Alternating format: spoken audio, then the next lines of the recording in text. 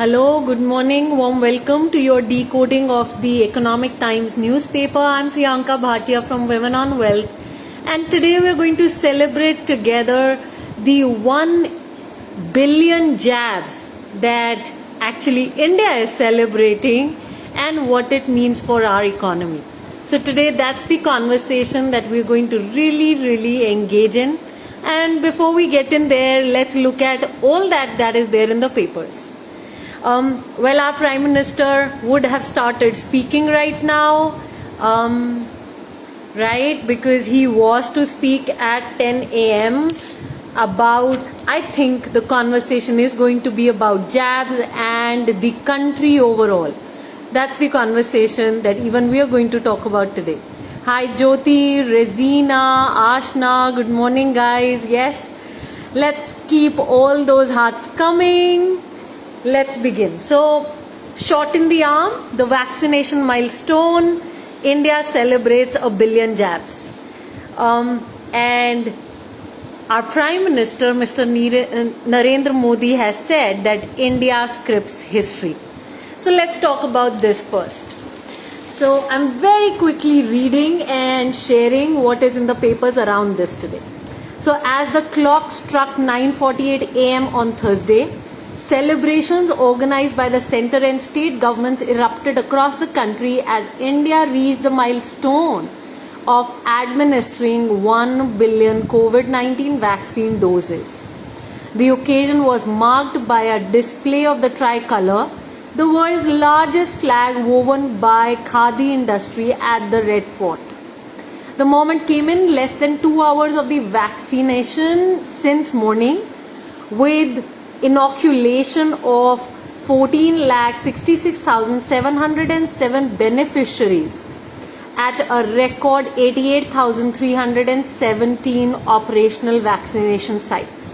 The feat was accomplished around 9 months after the immunization drive began in the country on January 16.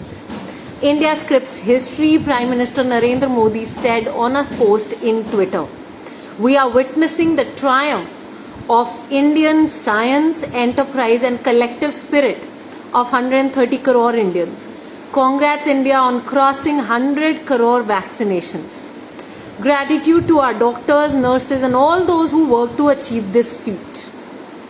So guys, this is the same decoding where we were talking when the market has crashed thanks to the first lockdown that was declared, and 23rd March onwards there was a lot of uncertainty and we were dancing together in that uncertainty and we were constantly engaging in these decoding sessions around it. Then the second wave came, more uncertainty came, but well, the economy really never went down. But today the point has come where 100 crore jabs have been put, right? So what are our thoughts? Where are we headed now? What do we think? Start typing. Let's start acknowledging where we have come all this while. And then I'm also going to talk about an article of Adar Poonawalla, who is the CEO of Serum Institute, which was like at the fountainhead of this vaccination drive. So that's the next conversation that we are going to get into. So start typing guys. What are you getting from this milestone? Shriya, Pooja, Kavneet, Nidhi, Pooja, Maya, Ashna, welcome guys. So what are you getting? What are you understanding? Okay, Ashna is saying vaccination drive on to being a successful mission. It can affect our economy in a good way. Yes, Ashna. And what are those good ways that show up for you from whatever reading you've been doing? Like, can you be a little more specific on what you can see? Like just in today's papers, there is a news on how the smartphone sales are going to go up. This festive season, the smartphone sales are going to go up. Then there are many companies like Asian Paints, which have been mentioned in today's smart investing page, where they're saying that the companies, some companies have reported great net profit in the second quarter, which just completed in September. And with that, there is a lot of uptrend which might be seen. Sayali is saying SMEs and the services may get a better boost. Okay, say more on that, Sayali, what you can see. Because here we are just exchanging different views. Even we don't know what is going to be in the future. But these are just views, our community's views, and we just want to put them out. There's no right, no wrong. This is just an exploration that I am engaging in. Hi Archana, welcome. Like today, I would like to share with you all the companies that are being talked about in the papers. Like I was telling you about Asian Paints. Other than Asian Paints, there is ICICI Lombard, which has posted a 7% growth in net profit in the second quarter. IDBI has also shown 75% more income. Bank of Maharashtra's net profit has doubled, while LIC Housing is the only company that has posted a fall in the net profit. So if you notice, these are all finance companies, right? ICICI Lombard, IDBI, Bank of Maharashtra, all of them posting very, very good numbers. Hi Nigrila. Is that Bharati? Yes. Okay. Bharati, welcome. So guys, any other ideas that you have around which sector? Like I can see banking, finance taking a boost. Further boost. It is anyways growing, and any economy that has to grow, banking and finance has to grow. So banking and finance, IT, like I said, to be very specific, sales of smartphones, cars have been hit, passenger vehicles have been hit, thanks to the challenges on the supply side. So wherever there are supply side challenges, those sectors may not see as much growth. That's how I am seeing it. Like even right now, I can see in textiles, there is a lot of supply chain problem. So anything that shows up for you. Hi Ritu, Alina, Bhagya, welcome.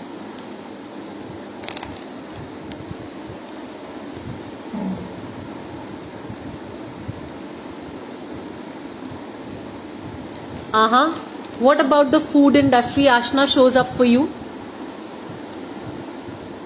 What do you think about the food industry? Well, I have moved more towards the healthy, health conscious side.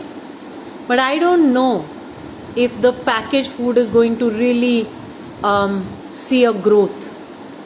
Ridhima, good morning. Okay, Ashna, due to the threat, I'm not connecting. Write down full lines. Yes, Nidhi is saying FMCG has not been impacted much. Yes, absolutely. It has not been, and rather all that packaged food that existed when the lockdown was there, it was like picked right from the counter. So yeah. Sayali is saying with jabs increasing and normalcy returning, smaller sectors will start doing better. Okay? The festive season may add to the consumption as the fears are put to rest with the jabs. Yeah, I love that. I love what you're creating, Sayali. Fears being put to rest thanks to all the vaccination that has happened, and then festive season right around the corner. And can we really expect a boost in spending? That's the main thing. And with that boost, can we expect further growth in our economy? Like right now, I'm not talking about the stock market. Stock market anyways is growing crazy. So I'm not talking really about it. If you look at today's newspaper, Maharashtra has become the first state which has added the most number of new investors last month. And after Maharashtra, it's Uttar Pradesh, UP, that has gotten most investors, most new investors to the stock market in India. So Gujarat has taken a little bit of a hit because UP has come second. So yeah, I am not really talking about the stock market because I think the stock market has anyways been going up, sometimes even not aligned to what the situation of the economy has been. So yes, it just reacts very differently is how I see it. Ritu is saying the health conscious food is growing as people are becoming more conscious about their health. Yeah, Ritu, absolutely. So as of now, we're talking about FMCG, IT, banking and finance. We spoke about textiles. I have seen an article on Asian Paints today in the Smart Investing page where it's talking about how the crude oil prices impacted Asian Paints, but because it has managed to pass on the costs, it has benefited extremely. So that's about Asian Paints. And then we saw all those results, and those are, yeah, of course, of the banking and finance mostly right now.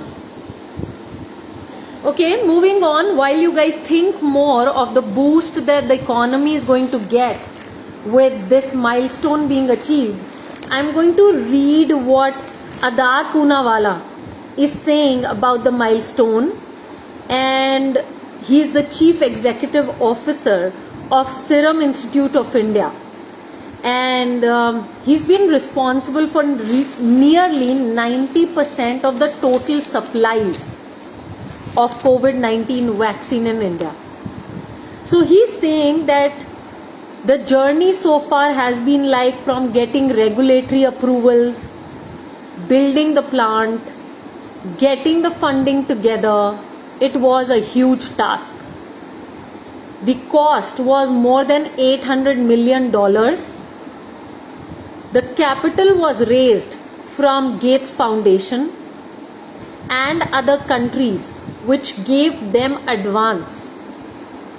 And even the government of India supported them financially. He's saying we put a lot of our own money. Getting the raw material in huge volumes was a challenge that was holding our scale up when the second wave hit us in 2021. So raw materials, approvals, funding, capex, executing all of these together to be able to reach the plants, sacrificing other products to be able to make only Covishield in our campus was the real challenge. He's saying that we recruited more than 1,000 additional people for COVID-19 vaccine, and these were recruited over and above what they already had. So it goes without saying that multiple departments, half of Serum Institute is dedicated to making COVID vaccines. Eventually we are going to make Covovax and other vaccines too. He said, the reporter asked him, you had received threats. How was your situation at that time? He's saying it got exaggerated. I think there was tremendous pressure, and rightly so, because everybody wanted vaccines. I am grateful to the government with whose support I was able to manage all the pressures, everyone's requirements and expectations. That's how we were able to get over all the challenges. Even the permissions, licenses, financial help, the government was very supportive. All our products which we were going to launch this year may get delayed by the next 2 years so that we can serve the needs of the nation and fulfill the PM's vision. I think after 1 year, people will not need it. So people will not need vaccination after 1 more year and may look at it as a booster, which will be optional. So that's the way we look at it. This is a period where everybody wants to be protected first. Some will take boosters later on, annually or biannually. I think this is roughly required for 2 years. So 2 more years, Serum's business may go to the next level thanks to all the work that they've put together in this pandemic period. Ethically, my view is that till everyone gets 2 doses, booster doses should not be offered. Unless you are in very vulnerable category of age, you should not be eligible for a booster. The science also says that if you are healthy with 2 doses, you're protected roughly at least for a year plus. We will see after that if we need to vaccine everyone with the booster. This should be on science and ethics. Guys, what are your views? Where do you think now we are headed? As an economy, okay? Chuck the stock market for right now, because the stock market anyways is taking its own ride up. But what do you think?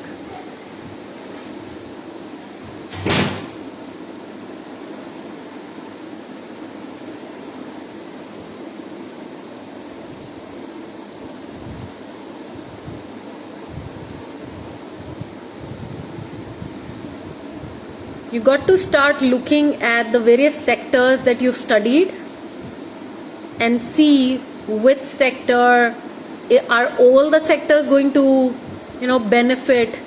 Can auto sector really benefit given the challenges that it is facing at the supply side? Where chips are just not available. So can really auto sector benefit at this point, even if people are willing to spend and the economy has taken a major boost thanks to this milestone? So you got to start thinking like that. Pick each sector, okay, and then look at, can this sector be benefited? How can it be benefited? Are there other challenges which it is facing? Got it? Ashna has a great input now. She's saying tourism can benefit. Absolutely. I think travel has already benefited. I was just checking on various places and I could see that there are so many places which are already fully booked. Right? So there are no places which are available for the Diwali time and the time after Diwali.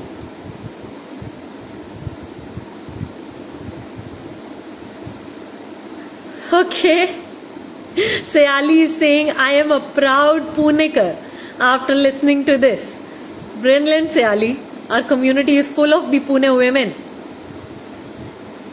Yeah, so travel is going to get the boost, absolutely. IT, chemicals, banking and finance. Auto may not so much, is how it occurs for me. What about other sectors?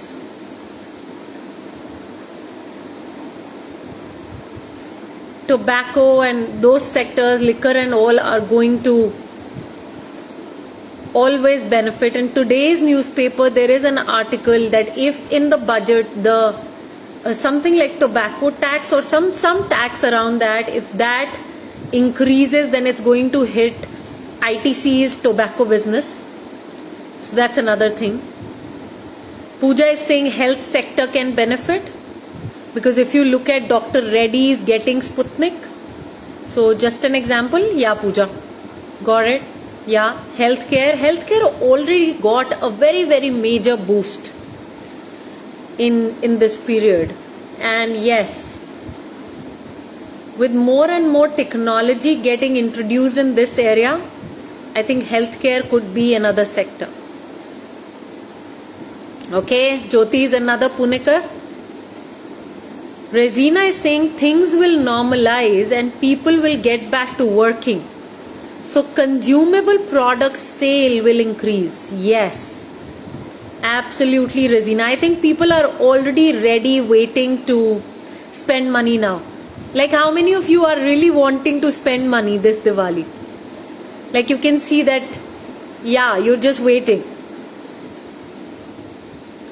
So I think that really fits, Resina, what you're saying. So, why I decoded this article today was because, it's not just that, okay, India has reached this milestone. But as knowledgeable investors, we need to start using our knowledge and start identifying, okay, where the ball is going to be in the future. And are my investments aligned to that future? Now, it may be that the ball is not in the future the way we are seeing, assuming, predicting, forecasting. But it can be that we can really navigate to the future from here. So my intention of having this conversation and helping you guys think and inviting you guys to build the knowledge was inside of this commitment that you can begin to brainstorm together as a community and begin to see where the ball is going to be in the future, so that you can start thinking ahead of the curve. And the major, I think the main intention here is to stay ahead of the curve. I think that's the main thing for me. Ritu is creating, I somehow feel that it is a human tendency that we tend to forget and go back to the old style when things go back to normal. It is too early to say which sector will benefit over the other. Temporarily, some sectors will benefit, but healthcare definitely. Okay, I disagree with you, Ritu, here. Okay, I don't think it is too early. Every time is an opportunity to really navigate into the future. We were navigating into the future even when the lockdown was introduced for the first time and market had crashed. And we've been witnessing all kinds of uncertainties, and there is a journey that we've traveled together until now to see a point where so many vaccines have been put. So I don't think, and it's not about one sector over the other. There's no competition here. What we're talking about is which are the different sectors which are going to benefit. If there are supply side challenges, can that begin to get taken care of? Example, in the textile sector. So this is just an exploration. And the more we can explore, the more we can think and pave the way forward. Jyoti saying almost everything likely to go up, as it shall be a slow release of pent-up demand. Yeah, a lot of pent-up demand actually. Sayali saying already saw the pharma sector getting a huge boost to grow over the next few years. Seems like, Sayali, I think a lot more coming in. Resina is creating, because of the petrol prices being so high, those who want to buy cars may think twice. So auto sales are more affected because of the supply side challenges than this, Resina, right now. Right? So that's how it is. Okay guys, so please start typing. What are you taking away? What are you understanding? What are you learning?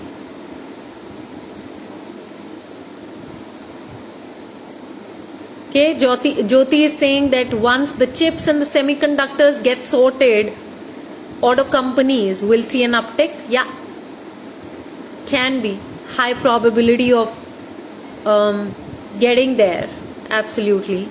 So everybody start typing. What are you learning? What are you understanding?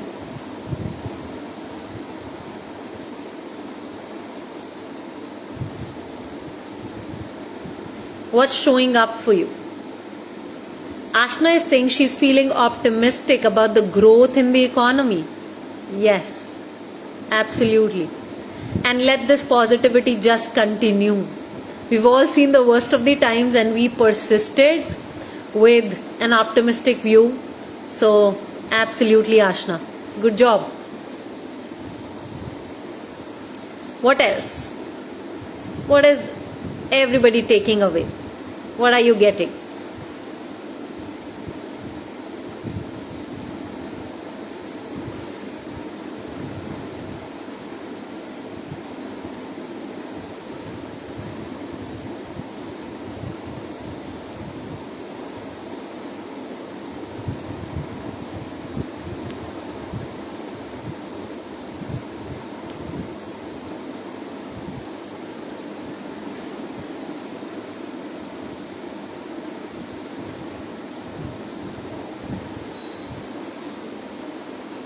Come on, very quickly, guys, one-liners.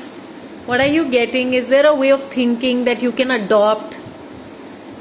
Because I think one thing that all of us need to get to is, can we think differently? And how can we do that? Are there some, tiny nuggets that we can get for that?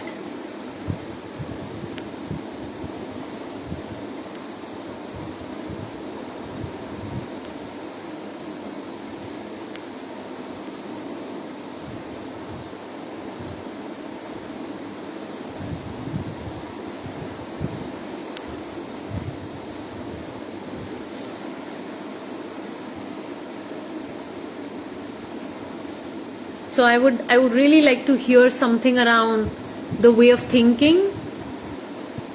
How do we begin to decode? How do we begin to see?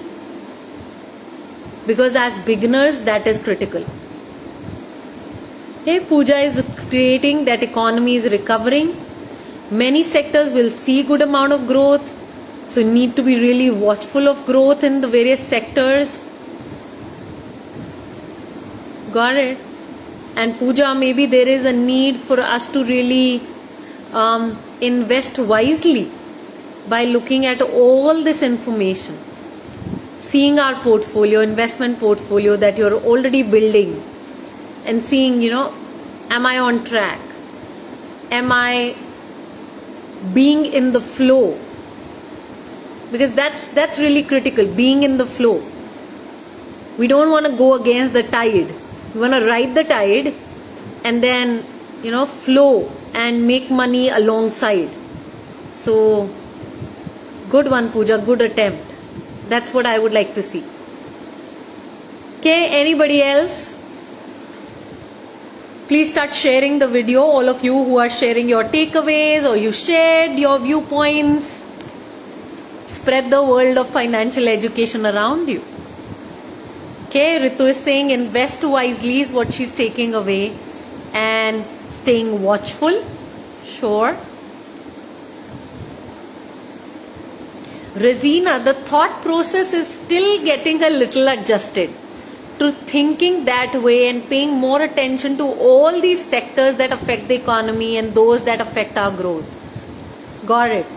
But Razina, the brilliant point is that, you're able to you're able to consciously look at it this way.